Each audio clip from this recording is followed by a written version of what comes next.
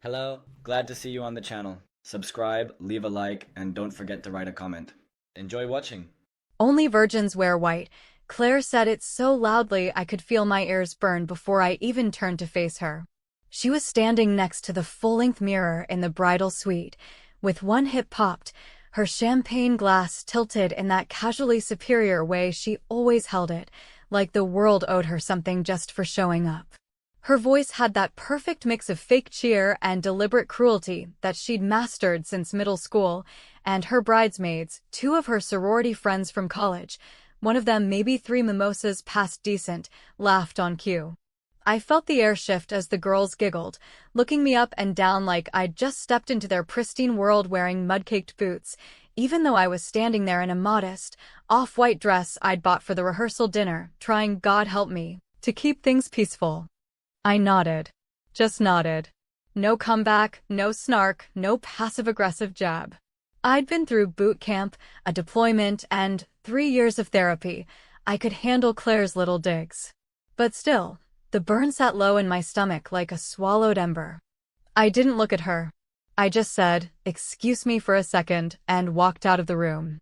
There's a silence that hits you in moments like that, not outside, but inside your own skull. The kind where your heartbeat gets louder than everything else and your hands move on autopilot. I didn't go to the bathroom. I didn't go to the car. I walked straight to the little guest room off the main house, where my garment bag was still zipped and hanging untouched. I pulled it down, opened it up, and stared at the uniform I hadn't worn in over a year. Army dress blues. Polished shoes. Ribbons, medals, the whole damned weight of it. You have to understand, this uniform isn't something you just put on lightly. It carries everything with it. Blood, sweat, sacrifice. Nights you'd rather forget. Friends you wish you could bring back. But at that moment, as I stood in that tiny room with Claire's voice still echoing in my head, it wasn't about honor or grief or duty. It was about something colder. Sharper. Something I couldn't name yet, but it lived in my chest like a blade just starting to twist. I changed in silence. Button by button. Belt clasped. Hair pinned tight. When I stepped out and walked back toward the rehearsal dinner, I felt the weight of it settle into my spine and push my shoulders back. I wasn't hiding anymore. I was showing up exactly as I was, no soft fabrics, no delicate colors. Just steel and resolve. The room fell silent when I walked in. Claire's friends looked away first. One of them dropped her phone. The other stared like she'd seen a ghost. My mother blinked so slowly it almost looked like she was falling asleep. And my father, well, my father just frowned and went back to folding his napkin like it was a bomb that might go off if he handled it wrong. Claire didn't speak. Not right away. She just stood there in her spotless white dress, suddenly unsure of herself, her practiced posture faltering by degrees. She opened her mouth, probably to throw out some biting joke about me trying to steal attention again, but for once, just once, she couldn't find the words. I didn't give her the chance. I walked straight to my chair, pulled it out, and sat down. The scraping of wood on tile sounded louder than thunder. No one said a thing. You could hear the hum of the air conditioning and the clink of ice in untouched glasses. Dinner passed with stilted conversation, mostly led by distant relatives who didn't know the history or didn't care. Claire smiled too brightly, drank too fast. My mother kept glancing at my chest, at the row of medals she never once asked about. And then my father stood, raised his glass, and cleared his throat for a toast. "To Claire," he said. "The pride of our family. The heart and soul of this house. You've made us all so proud." His voice cracked just a little on that last word, but no one noticed, or maybe they were just used to ignoring that kind of thing. I waited for him to add something, anything. Maybe a thank you for my service. A nod to the fact that I was even there, wearing the kind of uniform you don't pull out unless it matters. But nothing. Just the clink of crystal and the rustle of polite applause. Not a single word for me. I kept my face still. Military still. But inside, the ember flared again. That night, I lay in bed staring at the ceiling fan, thinking about how silence can sometimes scream louder than any insult. I thought about the things I never said, the stories no one in that house ever wanted to hear.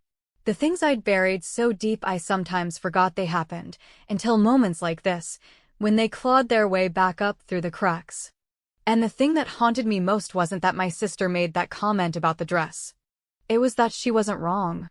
Not because of some outdated idea of virginity, but because I'd stopped wearing white a long, long time ago. And not because I couldn't. Because I wouldn't. Because white, in that house, always meant pretending nothing happened. And I wasn't pretending anymore. The morning after the rehearsal dinner, the sky hung low and gray over the estate like it knew better than to pretend everything was fine. I stood on the porch with a cup of stale hotel coffee, watching Claire's bridesmaids bounce around in pastel robes, already full of mimosa chatter and plans for hair appointments. I heard them giggling about me again, about the uniform, about how extra it was. One of them whispered that it was probably some kind of attention thing, that maybe I was jealous. And I just stood there, sipping bitter coffee, and thought about how easy it must be to live in a world that small, where jealousy is the only explanation for not smiling politely while someone slices your dignity in half and calls it tradition. That morning felt like every other moment I'd spent around my family, like standing in a room where everyone's speaking a language you once understood but have long since forgotten, and now you're just nodding along, pretending, waiting for someone to translate something real. But real never came from them. Not when I was 12 and Claire started spreading stories to our cousins about how I made up drama to get attention. Not when I was 13 and Uncle Rick started giving me back rubs that lasted too long. Not when I told my mother, and she went quiet for 3 days before saying, "You know how dramatic you can be, Emily." What they don't say is what shapes you the most. They never said, "We believe you." Never said, "What happened to you is wrong." Instead, they said things like, "Let's not ruin Thanksgiving," or "He's family," or, worst of all, "Maybe just keep your distance." As if I was the problem. As if surviving something meant I had to carry the shame of it forever. Joining the military wasn't some grand rebellion. It wasn't even bravery, not at first. It was escape. It was structure. It was a place where silence had rules and pain had a chain of command. It was the only world I'd ever been in where my voice carried weight without needing to scream. And even there, I stayed quiet about some things. You learn, after a while, to compartmentalize. To lock things up so tight inside yourself you forget they're there, until your sister opens her mouth and says 5 words that make the whole goddamn box start to rattle again. At brunch, Claire sat across from me in a high-backed chair like she was holding court. She wore a white dress with puffed sleeves and tiny pearls down the front, the kind of thing that made her look innocent by default. She smiled that controlled, condescending smile and leaned in when the others were distracted with their croissants. "Your lucky dad still lets you show up to things," she said, her voice a little too loud to be entirely private. "After what you pulled back then." I turned to her slowly, watching the smug tilt of her head, the way her hands fluttered around her mimosa, like she was afraid to touch anything too real. "Oh, I'm not here for Dad," I said, my voice level. "Trust me, Claire, if I came for approval, I'd be starving to death." Her smile wavered, just slightly. The tiniest flicker of something behind her eyes, confusion, maybe, or fear. I held her gaze for one long second, then went back to my eggs like nothing had happened. But inside, something shifted. Not just anger, there was always that, but something clearer. Like resolve. Like clarity. Like standing at the edge of a cliff and realizing you're not afraid to jump anymore, because you've been falling your whole life and never even noticed. Later that afternoon, while the rest of the bridal party practiced their speeches and Instagram angles, I took a walk through the back garden. The old oak tree at the edge of the property was still there, the same one I used to hide behind during family barbecues, pretending to read when I couldn't stand being near Uncle Rick's cologne. I stood under that tree for what felt like hours, letting the humidity press against my skin like a second layer of guilt, and I wondered how many memories had gotten buried in this place, paved over by white tents and catered hors d'oeuvres. I was heading back toward the house when I saw a black SUV pull into the driveway. At first, I thought it was more vendors. But then the door opened, and there he was, Uncle Rick, older now, slower, but still with that same smug tilt to his jaw, like he knew something you didn't and enjoyed watching you squirm trying to figure it out. He stepped out with a box under his arm and gave it to Claire, who met him with open arms, beaming like he was some long-lost hero. They hugged, laughed. She even kissed his cheek. And something in me cracked. Because there it was. The proof. The confirmation that they didn't just ignore what happened, they rewarded it. Welcomed it. Celebrated it. And for all my silence, all my obedience, all my attempts to play nice and show up and be the bigger person, it had earned me nothing but a seat at the far end of the table and whispered insults disguised as etiquette. I turned away before he saw me. I walked back into the house, up the stairs, and into the room I'd been given, which still smelled faintly of mildew and lavender, like every bad childhood memory condensed into fabric softener and neglect. I closed the door, locked it, and sat on the edge of the bed with my hands clenched tight in my lap. And I knew. This wasn't just a wedding. It was the last show I was ever going to sit through without saying something. Because silence, in my family, was tradition. And I was done following tradition. The reception hall looked like something out of a lifestyle magazine that catered to people who measured success in square footage and wine varietals, elegant chandeliers, long tables with gold-rimmed plates, blush roses arranged like someone had combed through Pinterest boards for months, and the kind of soft ambient lighting that makes even resentment glow a little warmer than it ought to. Everything was pristine, orchestrated down to the breath, every server timed like clockwork, every moment designed to be posted, remembered, and envied.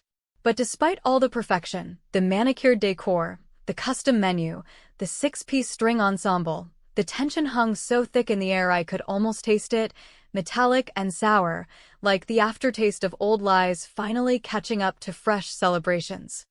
I stood at the edge of the room, half shielded by a velvet curtain near the bar, watching as Claire floated through the crowd in her second dress of the day, a sleeker white number with a plunging back and delicate lace sleeves, a look curated to say angelic but modern, though the effect was more mannequin than muse. Her face was radiant, glowing with that particular smugness reserved for people who have never once in their lives been forced to sit in silence while someone else rewrote their story. I watched her clink glasses, pose for selfies, whisper sweet nothings into her new husband's ear. Poor bastard had no idea what he'd signed up for, and all I could think was how well she played the part. If life were theater, Claire would be a seasoned star, and I'd spent too long pretending to be part of the crew backstage, hoping one day she'd forget her lines and reveal something real. I didn't intend to give a toast. I hadn't volunteered, hadn't been asked, hadn't even been included in the official schedule of speakers tucked neatly inside every guest's folded napkin. But somewhere between the third round of champagne and the DJ fumbling through a wireless mic check, I stood up. Not dramatically, not even consciously, I just rose, smooth and deliberate, like a soldier reporting for duty, and walked up to the front table without waiting for permission.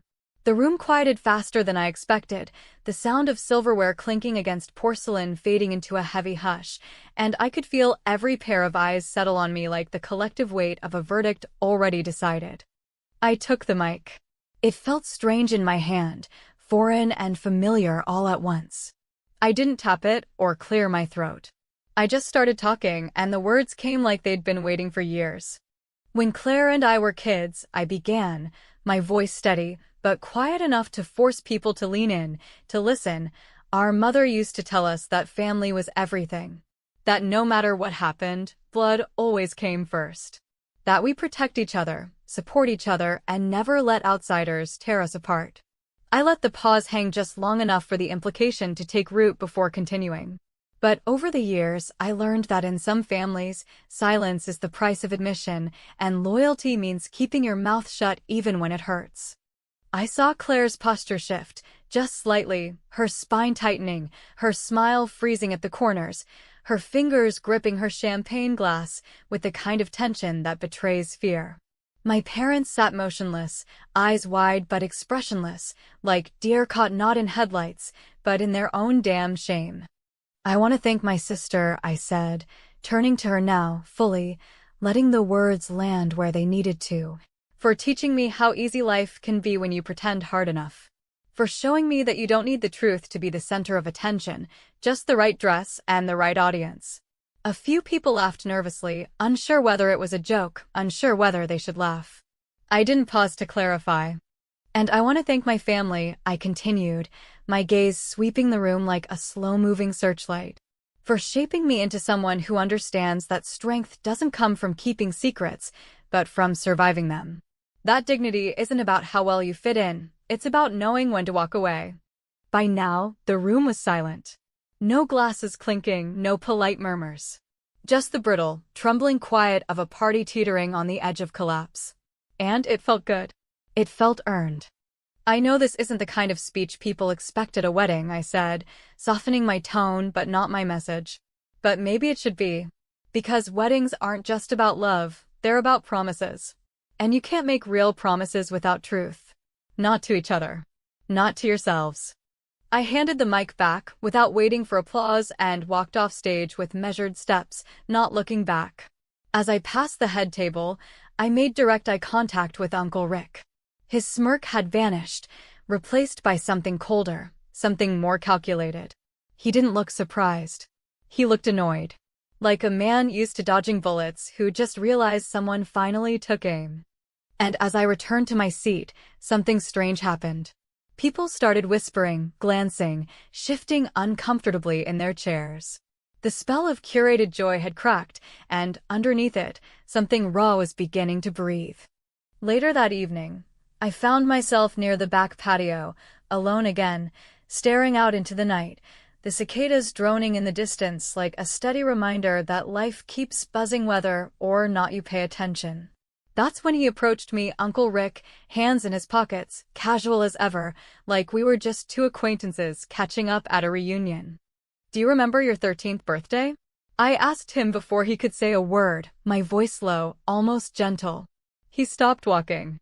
His face didn't change. Not visibly. But something in his eyes flickered, recognition or calculation, or maybe just the faintest flicker of guilt. "I don't play those games, Emily," he said finally, with that tone men like him use when they think intimidation is just another kind of affection. "You've always had a vivid imagination." Behind him, across the lawn, I saw my father standing near the open bar, his eyes fixed on us. He wasn't smiling. He wasn't pretending. He was just watching, and for the first time in years, I didn't look away. Because the truth had finally cracked the surface.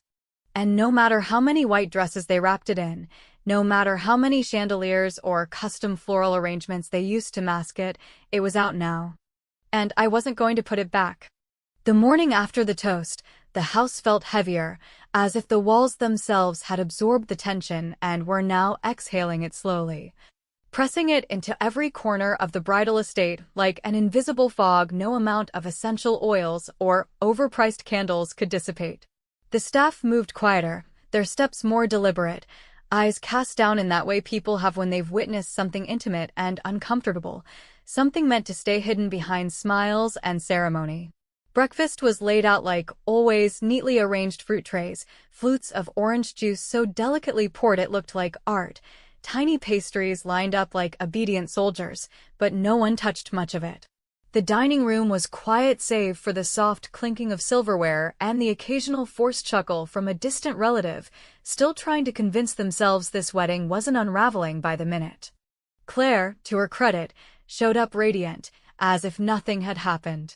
Her makeup was flawless, skin glowing in that high-definition influencer way, every hair smoothed into place as though the night before had been a dream, and the toast, a momentary lapse in decorum to be brushed off like lint from a sleeve. She announced her pregnancy during brunch with a grin so wide it bordered on theatrical, one hand resting gently on her still flat stomach, the other holding her husband's as though to anchor the performance in a version of reality where truth bent obediently to her will.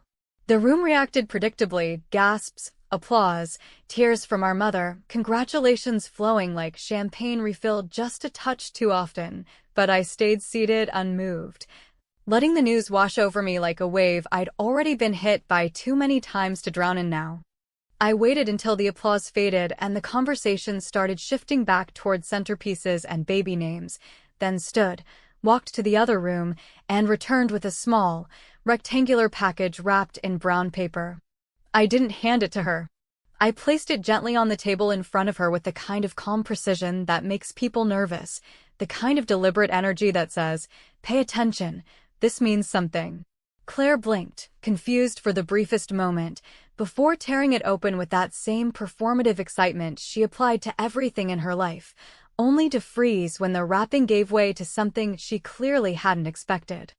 Inside was a baby onesie, military issue, patterned in soft camouflage, the cotton still stiff from packaging, tags attached. Across the chest in clean, bold lettering were the words, "Only the brave wear uniform." There was a long, stretching pause that seemed to suspend time itself, before anyone reacted. Claire looked up at me with a half smile, the kind people wear when they're unsure whether they've just been insulted or honored, trying to gauge the room before they decide how to feel. But I didn't give her the space. I leaned in, close enough for only her to hear, and said quietly, "We both wore what we earned." She didn't respond, not with words. Her eyes flickered, darting toward our mother, and then to her husband, who was still clapping like a man desperately trying to keep pace with a melody he didn't understand. She folded the onesie quickly, too quickly, and placed it under the tablecloth like it was something obscene that needed to be hidden. That night, long after the guests had gone back to their errands and the caterers had packed the last of the dishes, there was a soft knock at my door.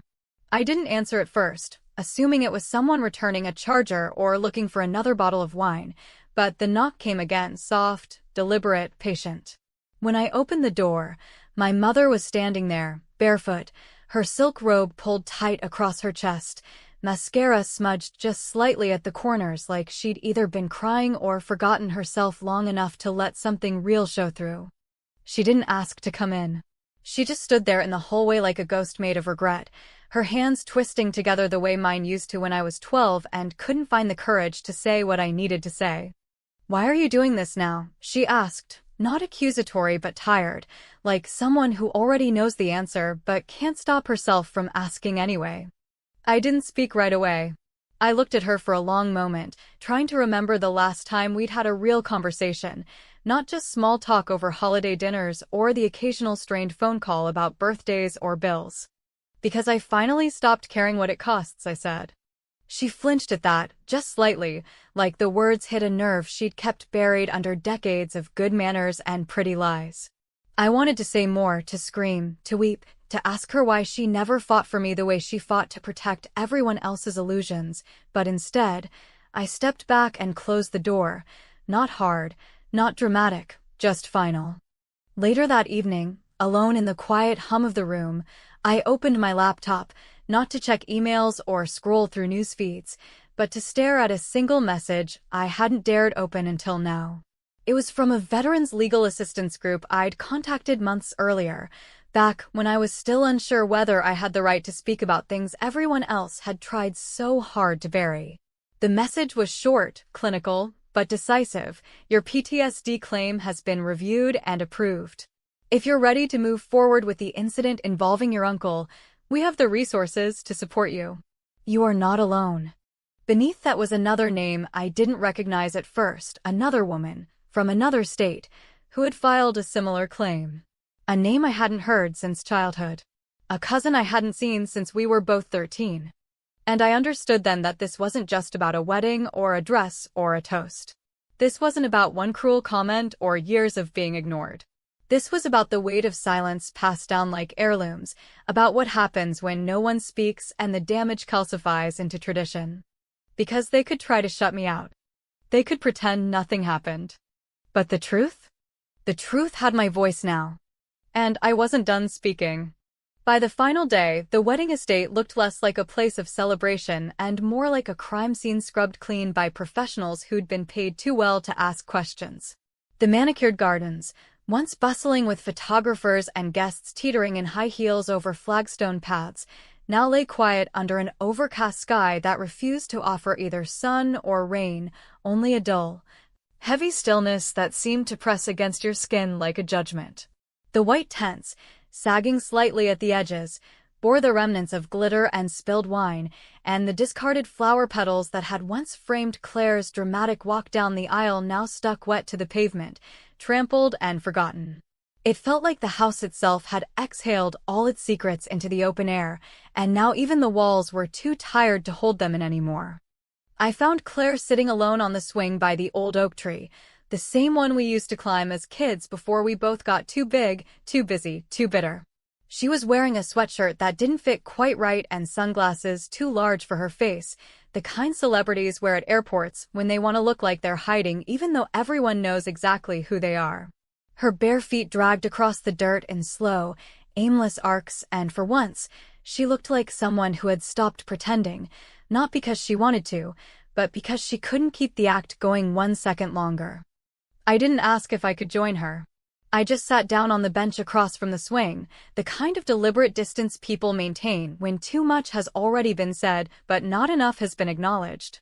We sat in silence for a long time, the kind of silence that no longer begged to be filled, that had grown so large and familiar it had become its own language. Eventually, she spoke, her voice softer than I remembered, frayed at the edges like an old ribbon left out in the rain. I didn't know what to say back then, she said.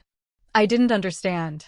I waited a moment, let her words settle in the space between us, then met her eyes even through the tint of her glasses. You didn't want to understand, I replied, not cruelly, not sharply, but with the kind of certainty that comes only from surviving something and looking back on it with clarity, not vengeance. She nodded, slowly, pulling her sunglasses down to rest them on her chest, revealing eyes that were red but dry, as if the crying had happened hours ago, in private, when no one could accuse her of vulnerability. I thought if I ignored it, it would go away, she said. That if we just kept going, it wouldn't matter anymore. It always mattered, I said, and she flinched like the truth itself was a slap. I reached into my bag and handed her a plain manila folder, thick with documents, printed emails, and a list of names that had grown longer than I ever expected. Inside were military records, mental health evaluations, letters from other family members, old photographs, and, most damning of all, a typed statement from a cousin we hadn't seen in nearly 20 years, someone else who'd carried the same scar, buried under decades of polite family reunions and forced smiles. She didn't open the folder right away. She just held it in her lap like it was radioactive, staring at it as though it could unravel everything she'd built her life around. What are you going to do? She asked, but her voice was already trembling, like she knew the answer before I said it. I'm going to testify, I said, each word clean and firm and final. Not just for me. For her. And for anyone else who was told to keep quiet and act normal and wear white like it meant something sacred when it really just meant stay small. Claire swallowed hard, then looked away, toward the tree, the sky, anywhere but me. You'll destroy Dad, she said, and I heard the tremor behind the words, the fear of what would happen when the lie finally broke, when the pedestal collapsed and the man who built our lives with silence was finally held accountable for what he allowed to happen. No, I said, standing now, brushing the dirt from my hands. He destroyed himself. I'm just not covering for him anymore. We didn't hug. There was no teary reconciliation. No music swelling behind a moment of sisterly understanding. Just two women, both shaped by the same family, but carved into entirely different people, sitting under a tree too old to remember all the secrets it had once listened to. Later that afternoon, the photographer corralled the family for final pictures in front of the estate, the light already beginning to fade in that golden hour way that makes everything look more beautiful than it really is. Everyone stood in their assigned places, like chess pieces posed just so, hoping the camera might capture something more stable than the reality it framed. Claire wore white again, a third dress, this one lace and simple, meant for the farewell luncheon, a last gasp of bridal perfection. My father stood beside her, hands clasped neatly in front of him, face neutral, the same way it had been the day I first told him what Uncle Rick had done, and he said nothing at all. And then there was me, in the far right of the photo, in my military dress uniform again, a silent contradiction to the polished image they tried to project. I didn't smile. I didn't need to.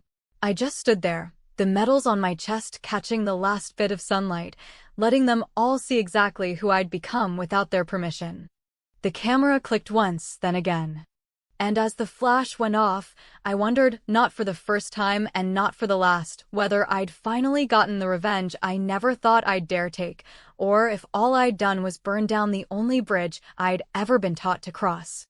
Because truth, I've learned, is never clean. It doesn't heal on cue. It doesn't wait for applause.